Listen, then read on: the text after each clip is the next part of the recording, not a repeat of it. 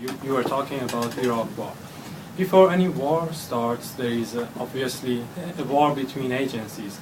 If possibly there will be any military action against Iran, are you, collecting any documents at the moment? Do you have any documents related to that? In this Iraq material, there's a lot of information about Iran.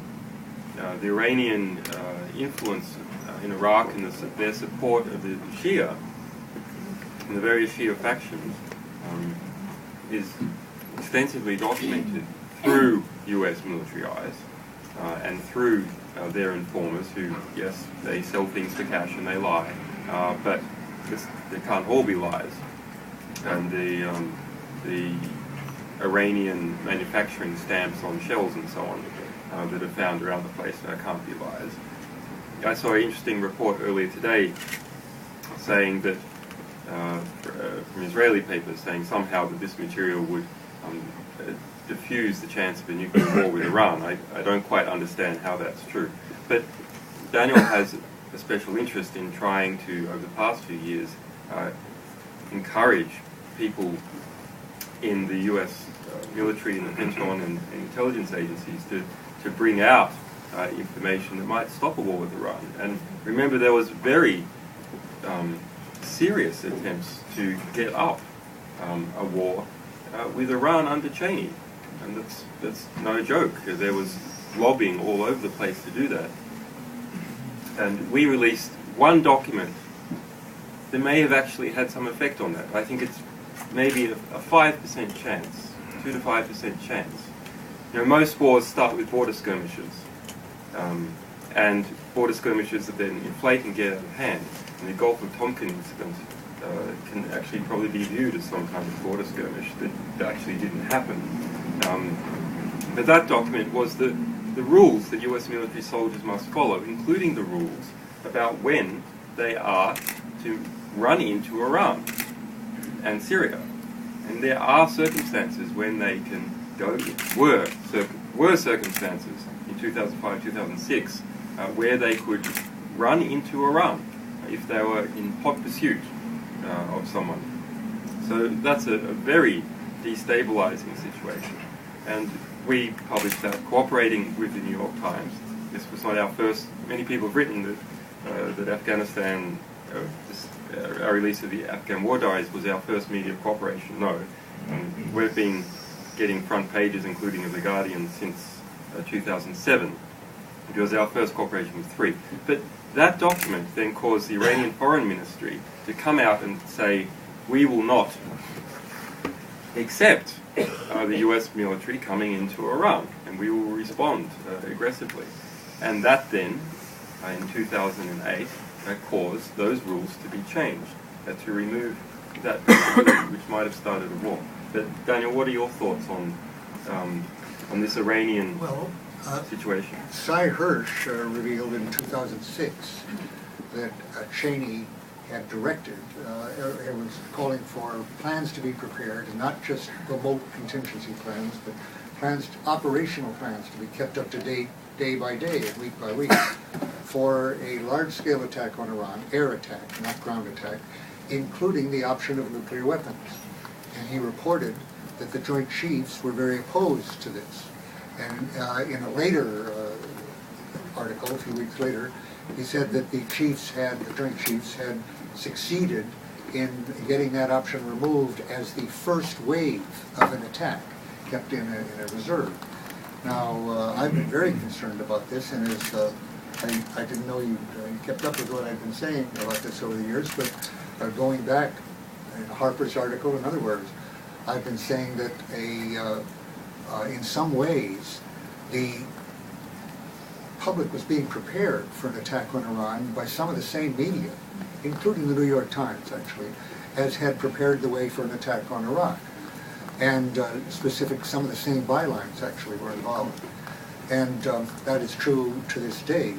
Now, apparently, a number of reporters, not in the mainstream press, Philip Giraldi, former CIA station chief, who writes in The American Conservative and some blogs, like antiwar.com, has said that, in fact, Cheney was persisting in that pressure up until his last days in office. And that George Bush, who I don't usually give a whole lot of credit to for one thing or another, Giraldi said that Bush, in effect, in line with the Joint Chiefs, overruled Cheney on this point. Now, again, I think that would be a disaster. And what I've been calling on, as he said, was for people not to do what I did, not to wait until a war had started. If they had the kind of evidence you're talking about here, I think, if they had information that the public was being lied into a wrongful war or a disastrous war, but to do what I wish I had done. By the way, I have to stop shouting here because without a microphone in my hand, I have this feeling that I have to do that. If you can't hear me, I won't. If you can't hear me, wave your hands. That what they should do is what I wish I had done in '64, '65, when I had the documents about the Vietnam War in my safe at the Pentagon. And if I put them out then, before the escalation had started, I believe that I was one of 100 people who had the information who could have averted that war, actually. And it's very obvious that that was true in Iraq, that there were hundreds, if not thousands, of people who knew what the Downing Street memos here revealed belatedly after the war had started. There was almost no comment I found here in England or in America as to whether those memos should not have been revealed in 2002 when they were written, before the war. Who had access to them then? Who chose not to put them out then? Let them be a little accountable too, as well as Blair and as well as Bush and Cheney, for not informing the public at that time. And similarly, on Iraq, the same is true right now. By the way, one of the things that Hirsch revealed as early as 2006 and ever since was that we had then special forces operating in Iran, picking targets and preparing for possible air attacks and stirring up various tribes, non-Shia tribes in Iran for possible coordination with attacks for regime change. Hirsch has said that a number of times since then. Now, Hirsch is mainstream press in the sense of being a New Yorker, and yet he's often complained to me how little his stories are picked up by the regular daily press on these matters. And so the idea that we're doing fine without WikiLeaks. We have enough sources, we have enough context, we really do it, and we don't need somebody coming in here not providing the wonderful analysis and the context that we do, is, to me, absurd. And I've already mentioned the civilian casualties. Maybe we can get into the torture issue, I hope. I would like somebody to raise that, which is revealed in these documents. And then just my own little personal feeling. I guess I'm living in a world of my own where I see this war extending indefinitely in Iraq with American bases and American Afghans.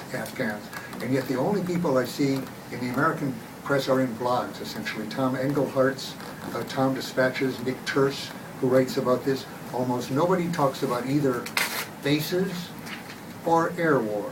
And if somebody here can tell me the story in which an American or other reporter has flown with American pilots in Iraq or Afghanistan, as happened every day in Vietnam, I would like to know that story.